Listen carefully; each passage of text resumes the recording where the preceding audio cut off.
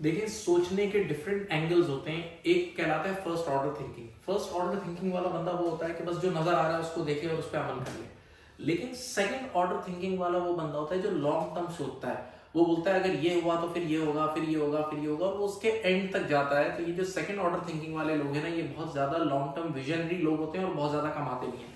मैं 3 एग्जाम्पल दूंगा और तीनों सुनने वाली एग्जाम्पल है, गौर से सुनिएगा। पहली एग्जाम्पल, आपने अक्सर देखा होगा कि मार्केट में ऐसी आवाज आती है, कुछ प्रेसिडेंट्स ऐसे होते हैं या कुछ ऐसे सीईओज होते हैं जो बड़े स्टाइल से बोलते हैं वी डोंट टेक सैलरी, हम सैलरी लेते ही नहीं है। तो ये स्लोगन तो बहुत अच्छा है और इससे पब्लिक सिंपैथी भी मिलती है, लेकिन कई बार इसके पीछे और कहानियां भी होती हैं।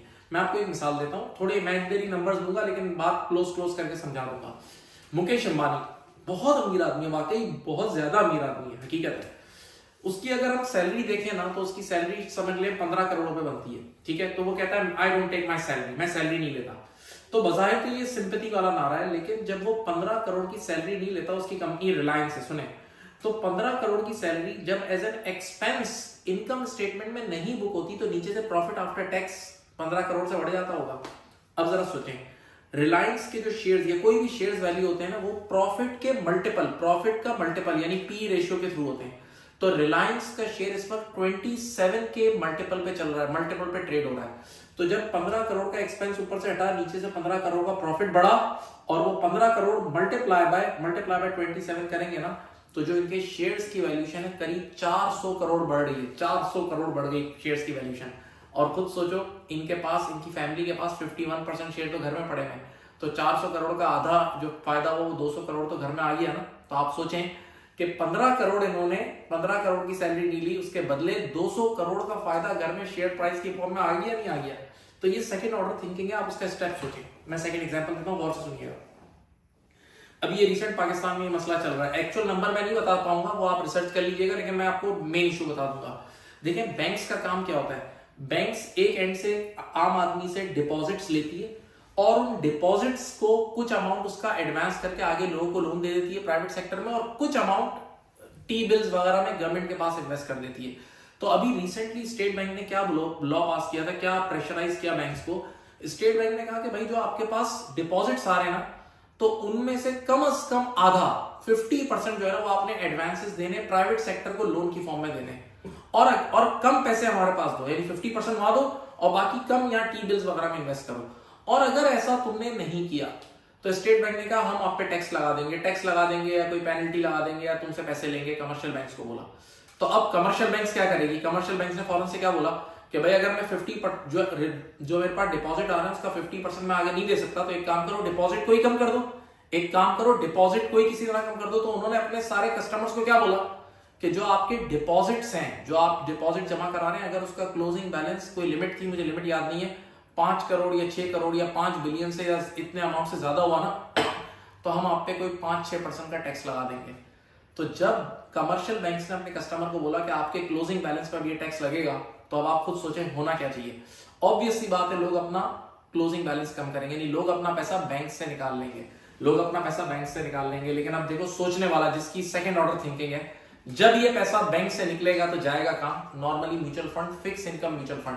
मैं नॉर्मली पाकिस्तान में कितने लोगों को देखता हूं कि बैंक में जब एक्स्ट्रा पैसे पड़े होते हैं तो निकालते हैं और फिक्स इनकम के म्यूचुअल फंड में डाल देते हैं ताकि कुछ ना कुछ मिले, एएमसी, एसेट मैनेजमेंट कंपनीज। तो अब आपका अकल क्या कहती है, मार्केट में ऐसे कौन सी कंपनीज हैं जो एएमसीज लिस्टेड भी हैं, जो एएमसी भी हो और स्टॉक मार्केट में लिस्टेड भी हो।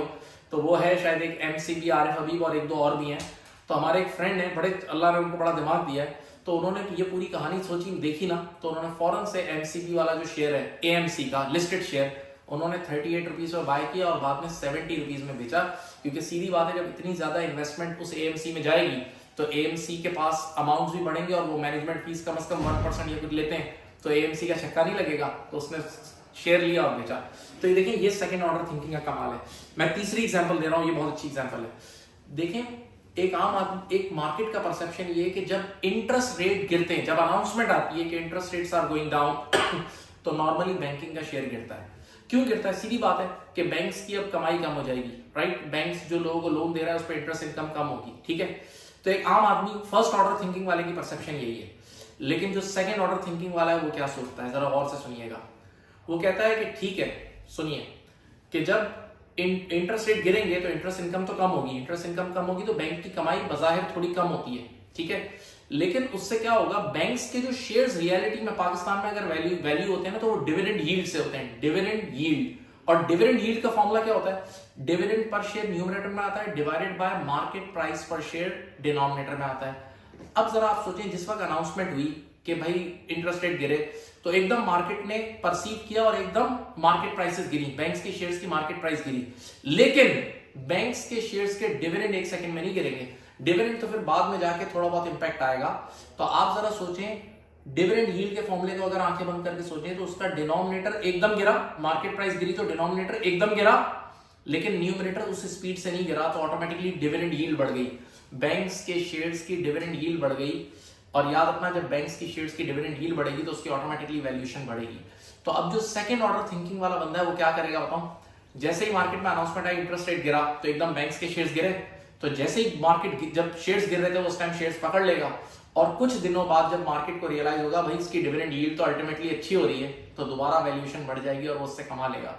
और मैं इसकी दलील दूं, पाकिस्तान की हिस्ट्री में एक बार ऐसा हुआ है, अभी रिसेंटली आप देखेगा कि बैंकिंग के शेयर्स ने अपना हाई बनाया था उस वक्त जब इंटरेस्ट रेट डाउन थे, तो ये है सेकंड ऑर्डर थिंकिंग का कमाल। अच्छा, ये तो मैंने सेकंड ऑर्डर थिंकिंग की मिसालें आपको स्टॉक मार्केट पे दे रहा हूं, मैं आपको इन्वेस्टमेंट पे दे रहा हूं, ये रियल लाइफ में बहुत आती है। आप अपने घर वाले मामलात में, बच्चों की तरबियत में जो इवेंट्स हो रहे होते हैं उसमें कुछ लोग इतना लॉन्ग टर्म सोच रहे होते हैं, चीजों के बेनिफिट सोच रहे होते हैं और फिर वो बहुत फायदा उठाते हैं। उम्मीद है आपको ये वीडियो पसंद आई होगी। अपना बहुत ख्याल रखिएगा, इस वीडियो को शेयर करें। Thank you, Allah Hafiz.